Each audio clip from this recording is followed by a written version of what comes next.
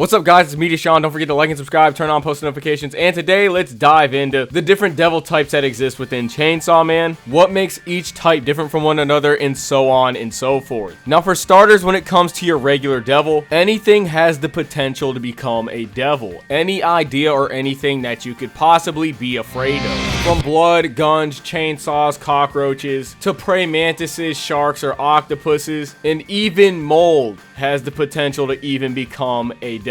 Like, who fears mold? How do you have a fear or phobia for mold? I've never heard of that before. But yes, the fear of mold could make the devil exist. There's even an AIDS devil in Chainsawman, so take that as you will. The fear of AIDS. What are some dumb fears that could exist? The fear of bottled water. The Heights devil is just a giant playground or ladder that you climb up and you're just stuck there. I'm not gonna lie, on my other videos I've seen some funny comments like the public speaking devil.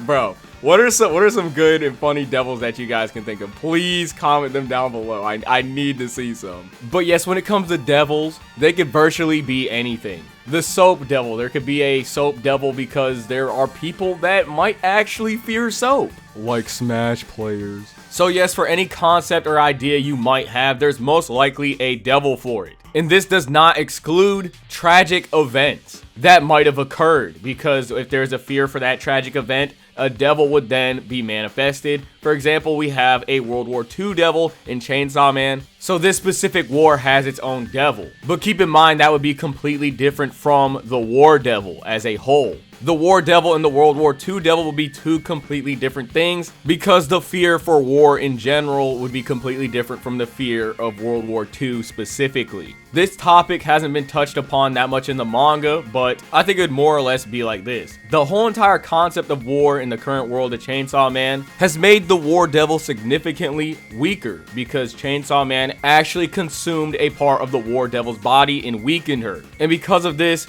he's the reason why there hasn't been a single war since the World War. War became a thing of movies and video games. And notice how she says, since the World War, because World War II no longer exists because Denji ate the World War II devil. So the concept of World War II no longer exists in the world of Chainsawman. Now I know that was a lot, but I hope you guys are following along. So the fear of war has been affected in a generalized sense. The world has forgotten about war's terrors, and the war devil began to grow weaker because of this. Now, despite the war devil being a more generalized fear, basically the fear of wars, and the World War II being a more specific devil because it's the fear of World War II, these two things actually affect each other in terms of strength. Because Denji consumed the World War II devil and World War II no longer exists, that would make the war devil have less fear to actually draw power from. The stronger the World War II devil is, the stronger the war devil would actually become. If the World War II devil were to no longer exist, the weaker the war devil would become. This is exactly why the war devil, when she first gets manifested, says that she'll make Chainsawman cough up nuclear weapons, because without nuclear weapons, or should I say the nuclear weapons devil, the fear of war has dropped significantly and made her weaker. I'll go into this more on the power system video, but this is a little taste of it, because there's actually a lot more layers to this than you'd initially think. When it comes to devils, it's a big chain reaction. And whether you're a fully manifested devil, a hybrid, or a fiend, you draw upon strength from this. But there are some clear-cut distinctions between the three of them. The thing that really makes this easy to understand is the fact that when it comes to demons, hybrids, and fiends, they all have different physical manifestations. And I know some of you might be asking, what the fuck does that mean? So basically, we have devils in their full manifestations, basically the true form of the devil. Pochita would be an example of this. This is what he actually is, but devils can actually take different shapes and sizes. So this might not even be Pochita's actual form. This could just simply be a form that he's choosing to take at this moment. Nothing is actually stopping Pochita from taking the form of a human, as we see later on in the manga. So it only brings the question, is this dog form Pochita's actual form, or will his true form actually be revealed later on in the manga? It's just like the spider devil from the 4th division. She usually just takes a human shape. When it comes to devils, fiends, and hybrids, devils are the strongest of the three. Well, unless you're a low tier devil, then under those special circumstances, a fiend in hybrid that is from a stronger devil is most likely going to bop you. The biggest distinction when it comes to devils is the fact that they're the least human looking ones when it comes to the hybrids and fiends. But when it comes to fiends, it seems as though they're the most human looking ones outside of their distinct heads. Basically, they'll have a regular human head, but something will be different. They might have horns, they might have crazy eyes, scars, and so on and so forth. But the thing that they all share is that they still have or retain a human facial structure or head shape. Outside of this, what makes a fiend is the fact that they're simply a devil possessing a human body, whether it's alive or it's a corpse. Meaning that 9 times out of 10, unless the devil leaves some part of your brain still intact, a fiend is what happens when a devil has full control or possession over a human body. This would be the devil's personality inside of someone else's body. Due to the limitations of being inside of a human body, it seems as though fiends are typically the weakest between hybrids, devils, and fiends. Unless you come across a fiend that is a fiend of a broken devil, like Yoru, Power, or the Violence Devil.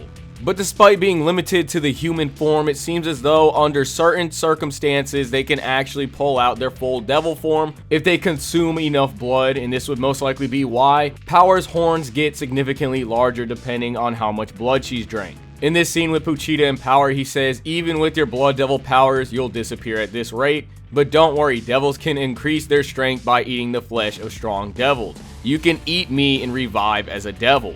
The more blood she consumes, she becomes stronger, and it seems as though if she is able to drink really strong devil blood, she can turn into a devil herself. Or there could be another special circumstance, like with Beam, where he has the ability to take a devil form for a short period of time. Now, when it comes to hybrids, they actually don't have an official name, but we still refer to them as hybrids because Denji ate the concept of whatever they are supposed to be. But anyways, when it comes to hybrids are what happens when humans are able to use the powers of demons for themselves and their personalities are still intact. When it comes to hybrids, it seems as though they're stronger than fiends, but not as strong as devils, unless you just have a devil that's just that strong. When it comes to hybrids, it seems as though they have less limitations than fiends.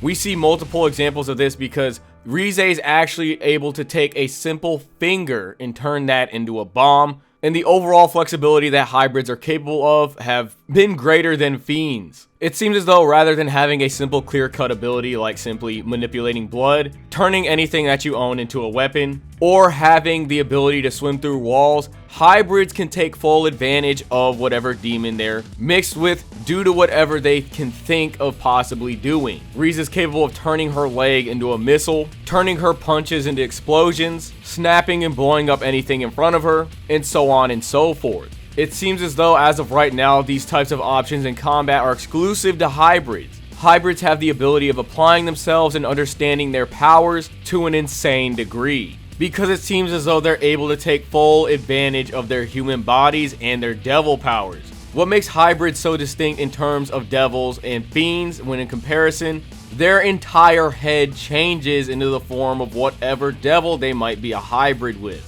Ironically enough, even though when it comes to a fiend, the devil is in full control of the body, when it comes to a hybrid in terms of appearances, they look more like devils than fiends do. I guess you could say appearances are definitely deceiving. Even though there are very few hybrids within the series outside of the weapons devils that we've seen, there are still 2 types of devils that are even stronger than hybrids, and regular devils. But unfortunately, there's not much information known about these 2. So there's still a lot of mystery that surrounds them. The first group of devils are the 4 horsemen of the apocalypse: death, war, hunger, and conquest. Currently, we only know of 2, and those 2 would be Makima and Yoru. We have yet to see the death and hunger devils, and all we really know about them so far is the fact that they're pretty busted, and the fact that Makima wants to erase their concepts from the world. She even wants to erase herself and get eaten by Chainsawman because she believes that there's no greater honor. Makima is so strong as one of the 4 horsemen, she's able to actually clash with one of the strongest devils in the series. And this same devil is actually a part of the group of the strongest devils in the whole entire series, period. the primal fears. And we've only seen one of them, the darkness devil.